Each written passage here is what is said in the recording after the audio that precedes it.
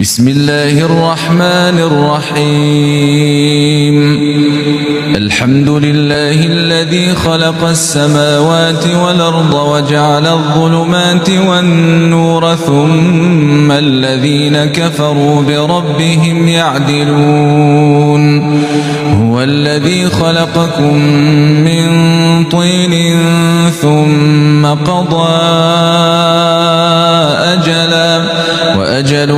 مسمى عنده ثم أنتم تمترون وهو الله في السماوات وفي الأرض يعلم سركم وجهركم ويعلم ما تكسبون وما تأتيهم من آية من آيات ربهم إلا كانوا عنها معرضين.